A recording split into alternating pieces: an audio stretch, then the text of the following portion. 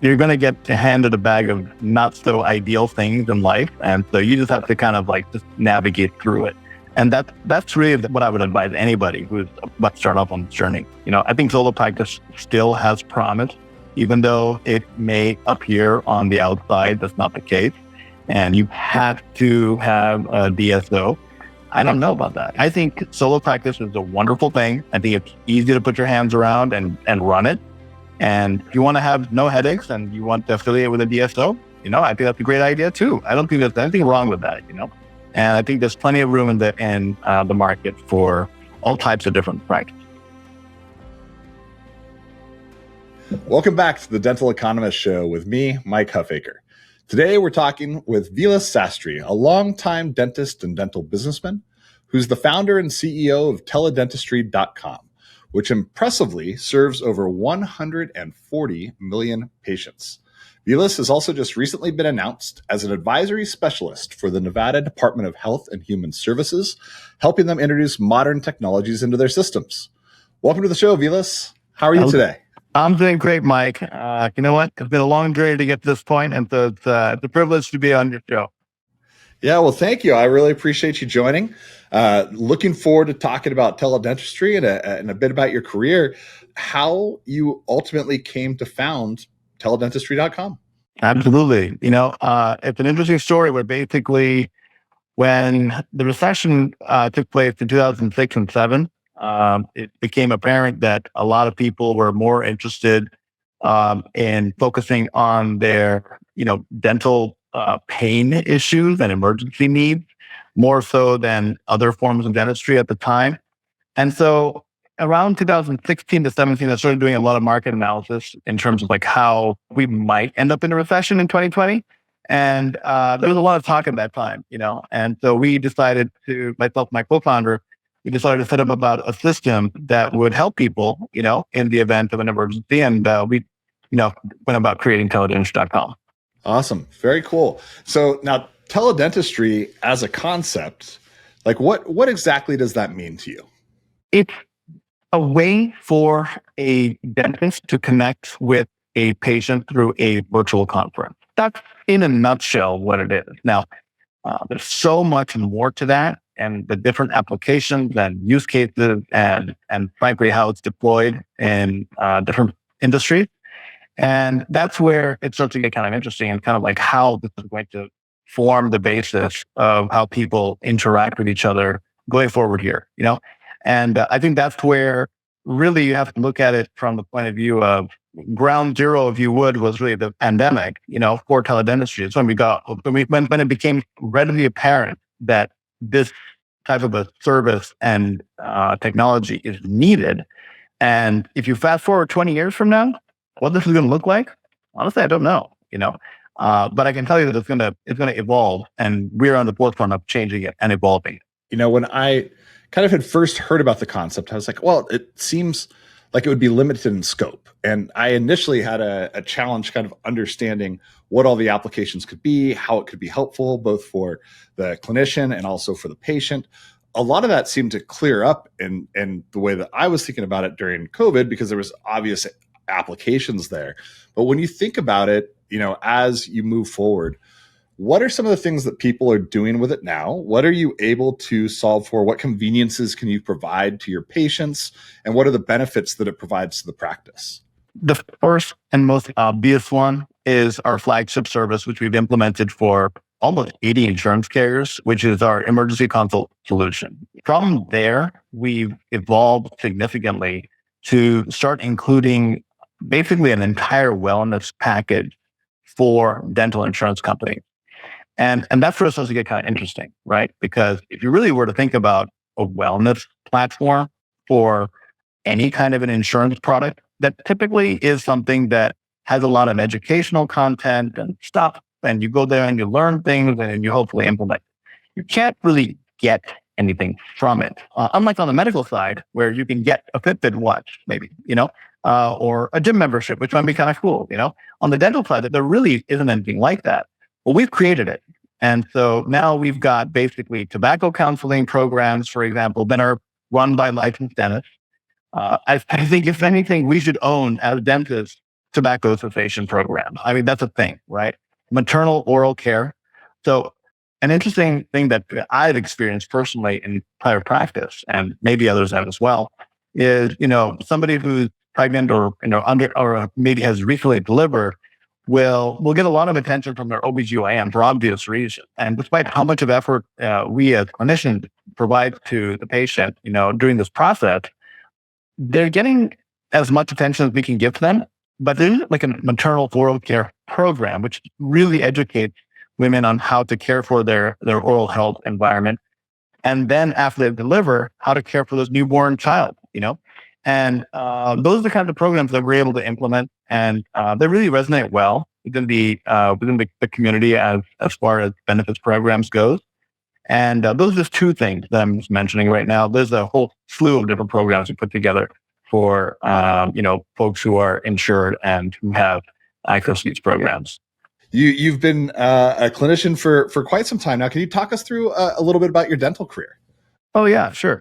So I graduated from Boston University. When I came here to the United States, I was born here, ended up back in India. That's a story in and of itself. And then finally got into Boston University as the advanced dental program there, and then started my first practice in Las Vegas shortly thereafter.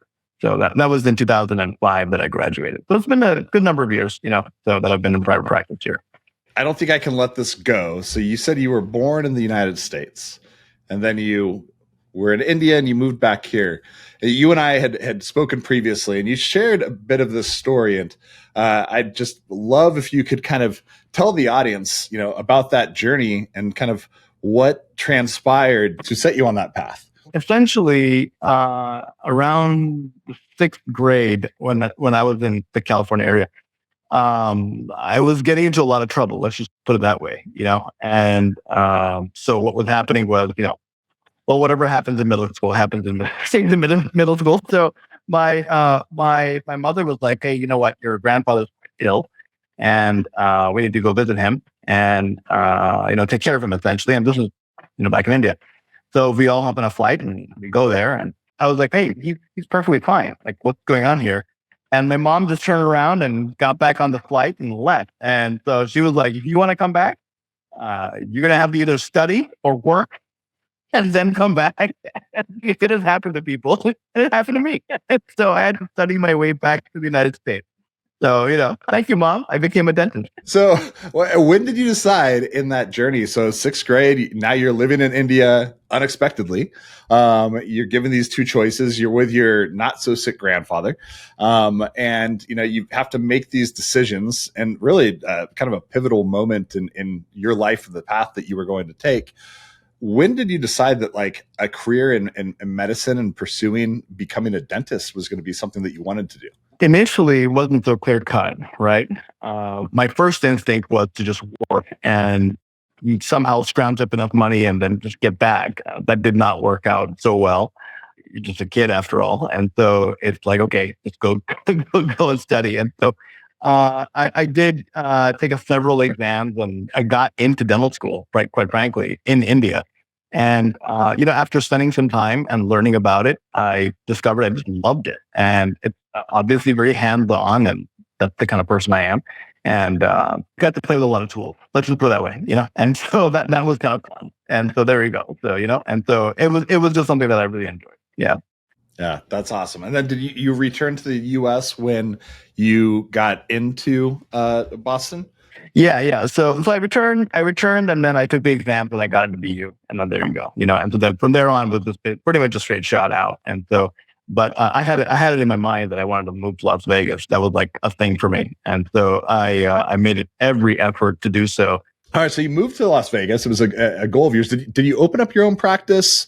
Did you join another practice as an associate? Kind of what was that path? I bought another practice. What I was told was a gold mine, and it turned out to be like, a rotten lemon. Forget about being a regular lemon. You couldn't even make lemonade out of it. But you make some mistakes along the way, and you live and you learn, and then you just keep going, right? So I think that's really the story of it all. It's like, it is just persistent, and not letting things kind of get you down.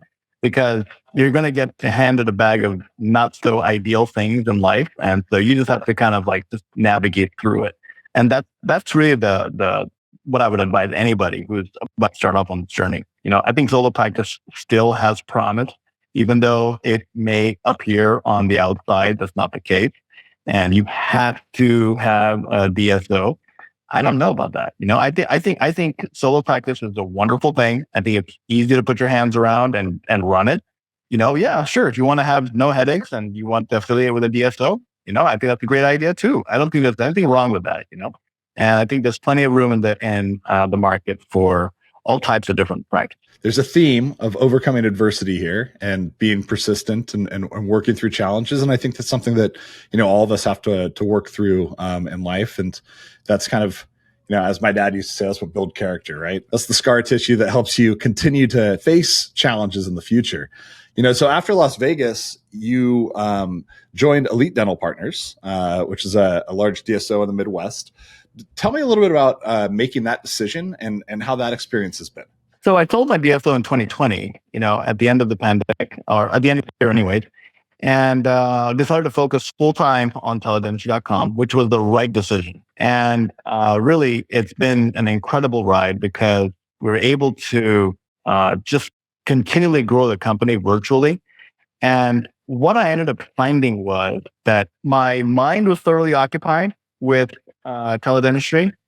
However, I felt that my skill sets may be starting to wane, if that makes sense, because you lose that touch, if that makes sense, and the clinicians who listen to this will understand completely what I'm talking about. And so I said, okay, let me just get back into prior practice a little bit and see how it feels, how I'm able to manage both. And lo and behold, I was able to manage both really well. And I was like, okay, so I can do what I'm doing on the virtual side of the business.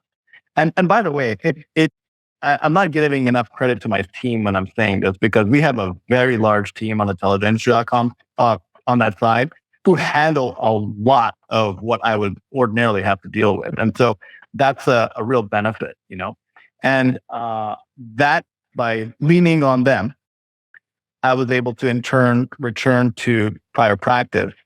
And by the way, Elite Dental Partners knows full well, of my company, and they in fact condone it. They're on the cutting edge of a lot of different technologies, and it's a wonderful DSO to work for. So much so because they handle so much of the day-to-day business headaches that I don't have to, which I was handling in my own DSO.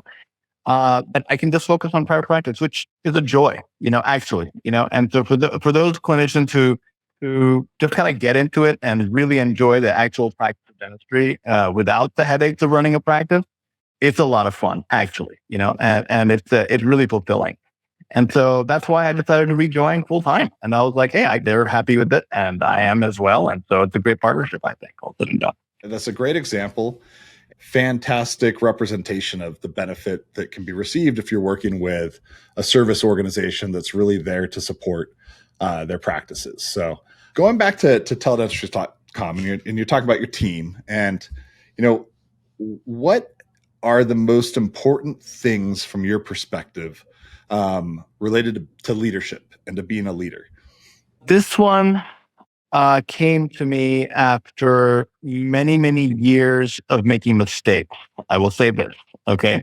And it is listening intently to your own team members.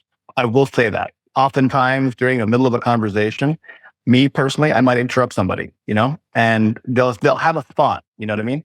But I always restrict myself and I say, no, let them say what they have to say, because that once that idea kind of like evaporates from the mind, if that makes sense, and it's lost. And I don't need to just hear myself talk. It's important for the rest of the team to have their voice heard and to have their input make a difference. And so that's what I've learned. Probably it's one of the biggest important lessons in leadership. Yeah, I love that. I think it's oftentimes overlooked, and it is so important. And I think for a lot of leaders, it's a challenging thing to do, because your brain's always on and you're always thinking the next thing. Actually, you might appreciate this. We do a book club in our organization with our revenue team. It's all the sales and marketing folks, and it's optional, of course. But the book that we're reading for this one, it's called STFU. And it's basically like the art of staying quiet so that you can actually listen to what other people say. And like, maybe your opinions don't always need to be shared. So I was just smiling when you were talking about, hey, listening is super important. So let's go back to teledentistry a little bit. What does the service look like? Who is your ideal customer? And what does an engagement with your company look like? So right now we are working with 80 insurance carriers. We partner with them to implement our solution, which is a 24/7 emergency service line where you can access a live dentist 24/7. We're also in the process of implementing what we've called our MESH platform, which stands for Member Engagement for Sustainable Healthcare. And so that's a platform that engages with the entire membership of an insurance company, like millions of members at a time. And it drives them to utilize their benefits in a meaningful way. And so we're talking to them about, like, a lot of times people don't even know what benefits are available to them through their insurance, And so by sending them text messages in a timely way, email reminders, those sorts of like engagement, digital engagement, you're able to effectuate the likelihood that a member will actually use their benefit, which is what, interestingly enough, insurance companies do want. A lot of people in the dental industry, dentists, believe, and I've heard this over and over again, it's like, oh, insurance companies don't want people to use their benefit. Well, they don't want people to use their benefit in a fraud, waste, and abuse way, but legitimate use is encouraged. And so preventative use is encouraged. And so I think that's where there is a confluence of ideals on the insurance side, because they want people to access more of their preventative benefits, but typically they don't. Unfortunately, they're always, in my practice today, we had so many emergencies, they had just been addressed in a timely manner, then they would not be emergencies. Why wouldn't, that's the whole point, right? And that becomes like a catastrophic utilization of the benefit. This is how insurance companies look at this. So they want to partner with dentists and clinicians to actually encourage preventative type measures. And so we're helping to effectuate that and encourage people to go visit the dentist earlier, get the simple things done, rather than wait for things to just blow up in your face and then you're coming in for some kind of a, obviously an extraction, root canal, or something else. It's a very, painful event, So Vilas, you mentioned that allows for patients to pick up the phone and they can talk to a dentist at any time, and you work with a lot of insurance carriers. If you want to be a provider that's available on the other end of that phone, is that something that you also facilitate with teledentistry.com? And how does that work? Any dentist who is licensed in the United States can join our company and then provide these type of services. Just come to our teledentistry.com. Just go to teledentistry.com, go all the way to the bottom of careers, and then you can apply, and then you can then be put into the queue, basically, wherein whenever a patient has a need, call center will contact you and then say, hey, we have a patient, John Doe, who has the need for dental emergency, who has a dental emergency or whatever other need. Do you have some time to spare to provide this consultation? And we have entire dentists who have given up their private practices to just focus on this full time. That's how high the demand is. Yeah, that's how high the demand is. It's just an incredible compliment to what we've been able to do, as a company, and I'm very flattered by it. And in fact, even other dentists, some folks who are disabled, they can't do clinical practice anymore. They've joined us, and now they are doing just full-time teledentistry. And so that's kind of how it's working out. No, that's fantastic. That's really interesting. Are you able to bill the consultations? Do they bill through insurance? Are there different procedure codes for that? What is billable versus is not? Can you talk us through a little bit what that looks like? Yeah, sure. There are specific teledentistry codes that have been put forth by the ADA, and so that's out there. You can bill for those. And we also have our own arrangements with the insurance company that also helps facilitate some of those cost sharing needs, and so that kind of thing. So, and in some cases, patients just pay for it themselves. If they don't have insurance coverage, it's way better to use our service and get the care they need than sitting in an emergency room for 4 hours on end, and in fact, getting the same exact result anyways, which is an antibiotic and a prescription for something, and then go to your dentist on Monday, So that's 90% of the non-traumatic type of dental emergencies that go to an emergency room, And it's so much better to keep them out of the emergency rooms as well for those that have, other injuries that, and emergency rooms probably are not generally the best equipped necessarily to take care of dental issues and problems. Oh, they're simply not equipped for dental procedures of any kind. Barring like a cellulitis or like a huge infection, that should go to the emergency room. I mean, there are indications, but our dentists who join our company are trained on our teledentistry triage protocol. Which tells you when a patient should go to the emergency room and when they should not. And so, I mean, this is like a highly clinical environment as much of it is virtual, but that's the way we've kind of created it because, well, that's the way it has to be, So it has to be clinically led and clinically sound for it to work. It has to make sense to the patient at the end of the day. Or could have all the tech in the world, it doesn't matter. You mentioned that there's a need for this, obviously. Can you give a sense of kind of how large that need is, how frequently there are patients that are using the service, and kind of what that looks like? I'll just say this: the ADA put out a report on emergency room usage and expenses at the emergency rooms. And this was back in 2018, I believe the report came out. $2 billion are spent annually at the emergency room for these types of procedures. That's just a horrendous amount of money that's being spent, for something that, can be easily handled outside of the ER. And those are patients who are actually physically going to the emergency room, right? Then there's this whole cohort of people who will just somehow suffer, and not go to the emergency room. That's where the ability to provide care in this interceptive manner, really kind of shines. And by the way, we're not just, doing a consultation and saying, here's an antibiotic, here's some pain medication, no controlled substance, of course, and then bye-bye. We're actually telling them, hey, John Doe is your dentist who is in network down the street from you. This is his, his telephone number, his address. Go see him on Monday, So in reality, it is quite literally and better than the service that you would get at the emergency room. If you really were to kind of put it all together, this is a huge boon for the patient because now sometimes these folks don't even know where to go. They have no idea that who the dentist is in network and all these kinds of factors and complications that take place that prevent sometimes the person from going and seeking care that they need. No, absolutely. What are some of the things that you're most excited about when you look at your business and what's to come in the future? Anything in particular that you guys are working on right now that that's kind of firing you up? Yeah, there's a lot actually.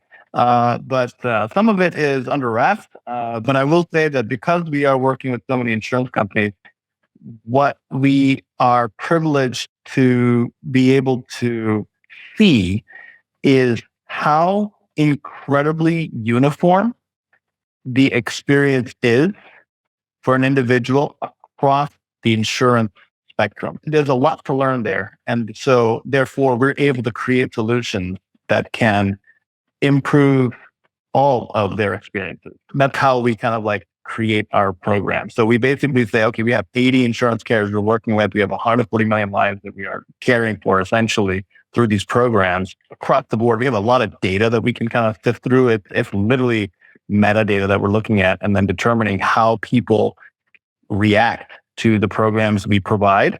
And in some cases, they don't react very well. And so we know it's a dead program. And in some cases, they react really well. And we learn a lot.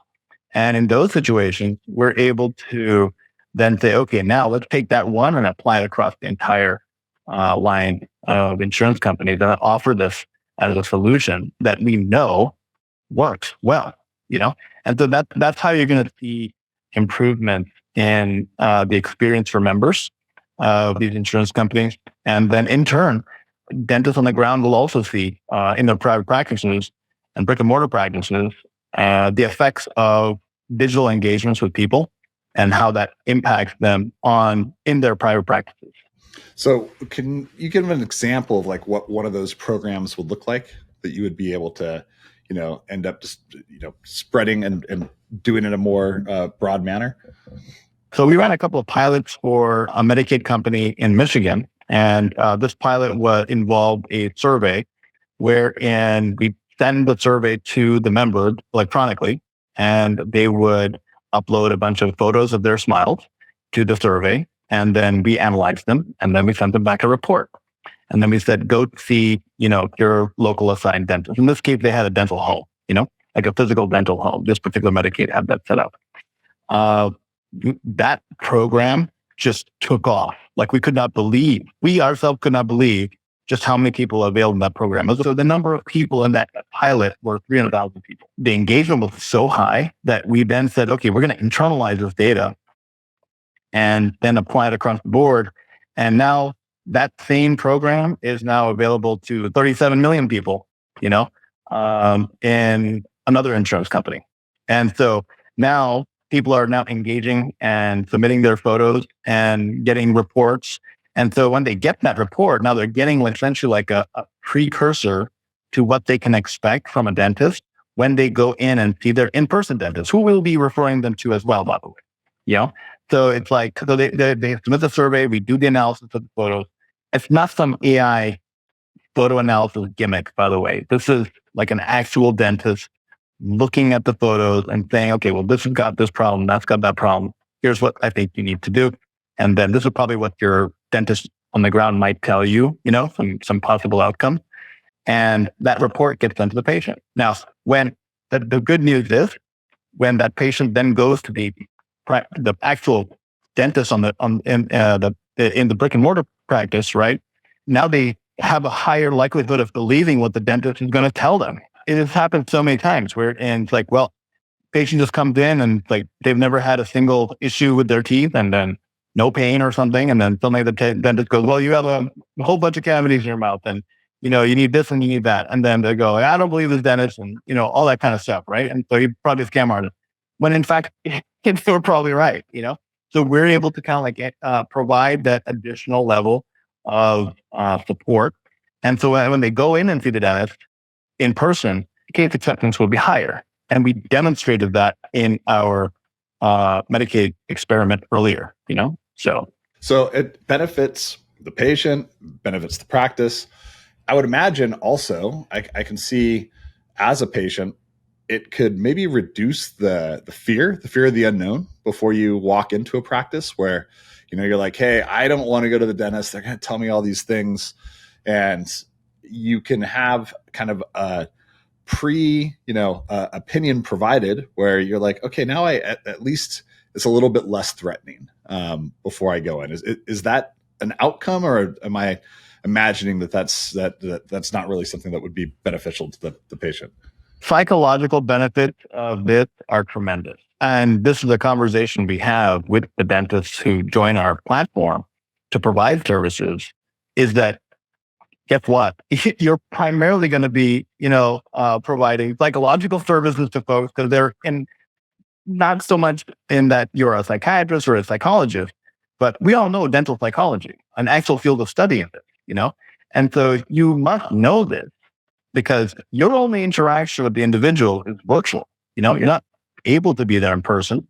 So that's the feature, and that's a characteristic that we look for in some of our top providers who are with our company right now. And so they're just really nice people, and so that's great. That's what you want, and so the patients love it. And so that's the whole point. We'll wrap up here in just a second. I'd be curious, like, where do you go to learn? What, are you a book reader? Do you like podcasts, audiobooks, anything? Like what is your approach there? Well, I love podcasts, as you probably know, and that's a big area I go to learn for sure. And besides that, I have to say, I actually actively seek out what I don't know, and so it's interesting. I'll just kind of sit in the day and be like, okay, what is it that I'm missing here? And if I find that that's the case, then I'll go and start learning about it. And sometimes it's online, sometimes it's books, just depends, I find that more of my learning is now taking place online than not. Vilas, I really appreciate you joining today. How do people find you? What's your website? What's all the information for contact? I'm available on LinkedIn. That's the quickest way to get in touch with me. And so, just send me a message, and I'm extremely active over there. So just look me up, and I connect with everybody, who says hello. And so I have no problems with that. So perfect. Well, thank you so much. I appreciate it. Absolutely. Thank you so much, Mike. Great to be on board. The Dental Economist Show is brought to you by Planet DDS. To find out more about how cloud-based dental software by Planet DDS helps unleash dentists and their staff to focus on patient care, visit www.planetdds.com. Stay tuned for upcoming episodes by following wherever you listen to podcasts. Thanks for listening.